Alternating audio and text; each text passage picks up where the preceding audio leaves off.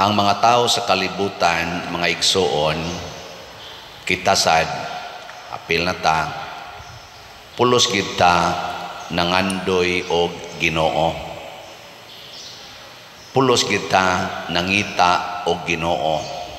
Pulos sad ta nagkinahanglan og Ginoo. Nagilingay mong tupad na nakit-ada nimo ang Ginoo.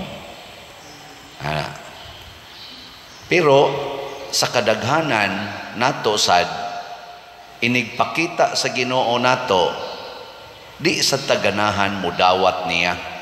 Mo na si propeta Jeremias kinsa adtong panahon nga wa pa matawo si Kristo maoy nahimong representative sa Ginoo ngadto sa mga tao, gitamay siya, gipangitaan siya paagi nga patyon.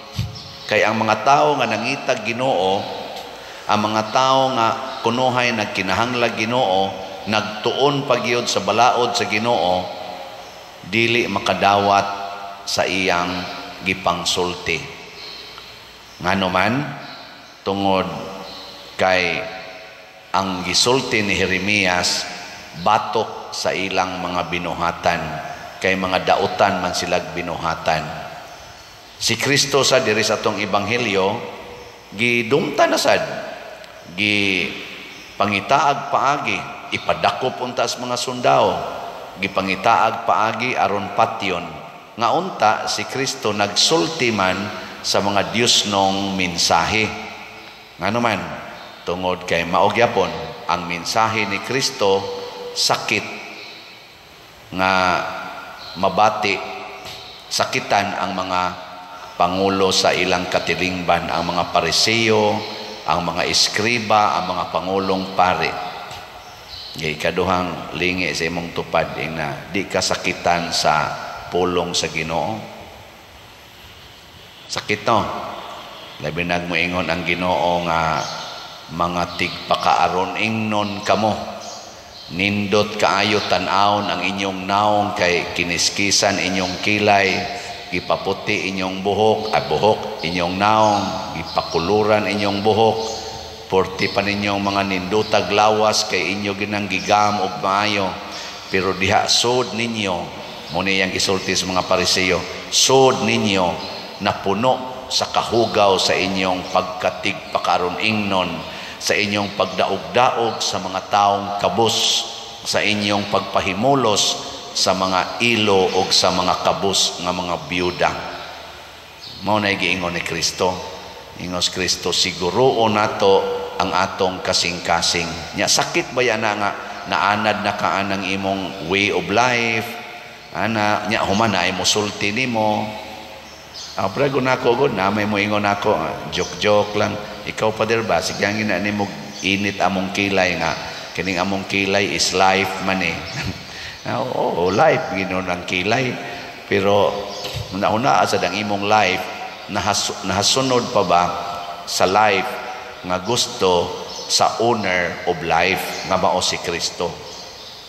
Unsa may resulta kung magsigitag pakasala nya ang ato ra yung utok mao'y atong gamiton sa pagkuan kunuhay sa paggiya nato aning kalibutana sama sa mga Pariseo, kani sila dinhing naglalis.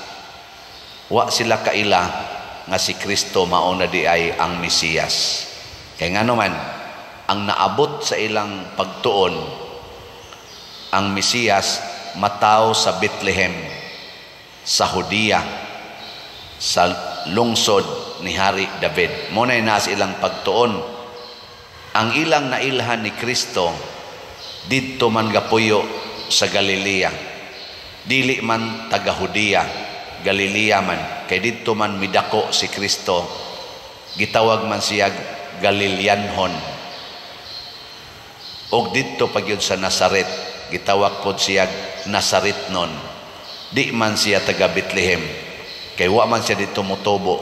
Pero si Kristo dito mataw sa Bethlehem, dito siya sa nasod ni Hari David. Kaso lang wa nila makit-i kay pobre man kayo, dito raman sa pasungan na tao, gipangita pag yung Herodes, balhin nga to sa Ehipto, pagbalik niya balik sa Bethlehem, naanas ang anak ni Herodes ning bakwit ngadtos Nazaret ditos northern part sa Galilea. Mao na ang resulta, si Kristo wa mailhi nga taga nga natawo sa Bethlehem. Importante ba ang atong natawhan? Importante ba ang atong kagikan? Dili. Sa pagsangyaw sa pulong sa Ginoo, ato gyung tan-awon unsay gisangyaw ug unsay gibuhat sa nagsangyaw. Di na importante kinsay iyang ginikanan, kinsay iyang unsay iyang naabot nga grado, unsa kadako ang iyang bahandi, unsa siya kasikat. Ang importante unsa may iyang gisangyaw ug iyang gibuhat. Ang mga sundao nga mga ordinaryong tao, nakakita sila nga ang gisangyaw ni Kristo ug ang iyang gibuhat talagsaon. Dili pwedeng buhaton sa ordinaryong tao. O kay di man mabuhat sa ordinaryong tao ang iyang gisangyaw o gibuhat, nituo ang mga sundao nga siya mao ang Mesiyas. Nya ni gamit sila yung sila, wa man gani nituo nga atong mga officers. Kini si Nicodemo or Nicodemus, kuan ni siya, usa ni ka mga leader sa Pariseo. Siya niingon, di natuhukman ang tao. Kaya naman tayo balaod nga ato o sa siyang imbestigaron, ato o sa siyang atubangon, ato sa siyang pasultihon, una patamo hukom. Suko na sad sila. Kini manggong atong panghuna-huna nga tawhanon, mo end up ni sa atong pagka stubborn. Kanabang pride, kita ragi sakto.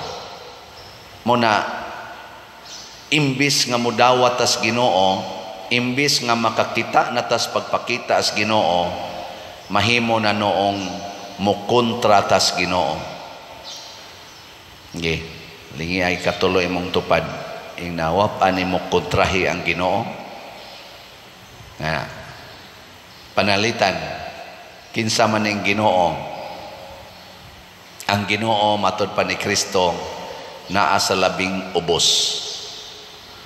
Kinsa tong labing ubos, mauna ang iyang presensya. Kinsa may atong kasagarang kontrahon, atong awayon o atong isalikway, ang labing ubos. Ang mga sugo sa ni Kristo nagtudlo nato sa pagpaubos. Sama pananglitan ingon si Kristo, kung kamo mga lagad ayaw mo pangayog bayad. Magpaubos kita lagad. Na kaming mga pare magpaubos ra gid mi. Sige ra gid mig misa, di mi mangayog kolekta. Nya kamo sad nga makakita pare wa man mangayog kolekta. Kung mapaubsanon sad mo, moingon sad mo, atong dako-dakoon atong kolekta kay kanira bas father daghan ra ba ni gibuhi, daghan ni suportahan mga scholars nya di ra ba gini siya mangayo. Magpaubos ta. Ang tao sad nga nakailag Ginoo muhigugma sas nagpaubos. Nya maligya ta din higslats kay para sa atong kumbinto kining SBF dag tag 500 ra ni pesos para sa ato karong umaabot pista o kaning atong nagkaduol na nga Holy Week o nasad tay DCHS nga slot tag 200 pesos. Magpaubos lang itag baligya ani, bahalag pilay atong halin kay para manis kaayuhan sa labing ubos ug sa tibuok simbahan. Nya kamo sang nakakita Ginoo unsa may buhaton, hatag sad.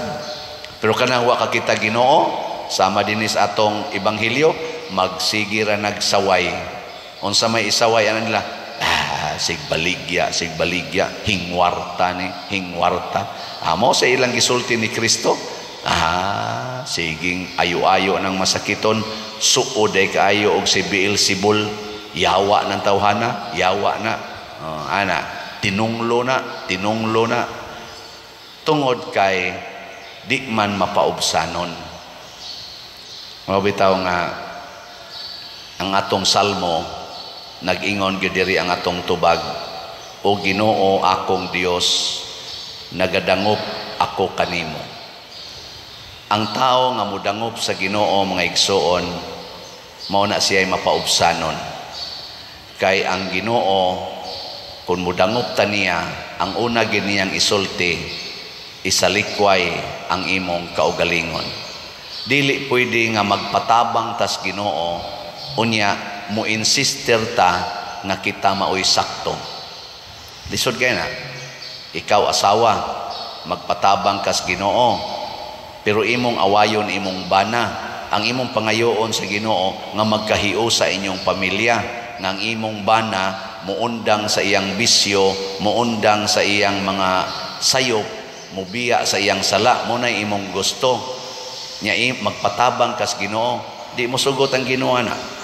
Ang gustos Ginoo kung magpatabang kaniya, magpaubos ka, nga bisan ang imong bana padayon siyang bisyo, padayon sa iyang mga sayop, padayon sa iyang mga kabuang, ikaw unta nga asawa magpabiling buutan og mahigugmaong asawa nga dili sad ka mada sa mga yawanon nga kinaiya sa imong bana, aron na ay pamilya nga mobarog.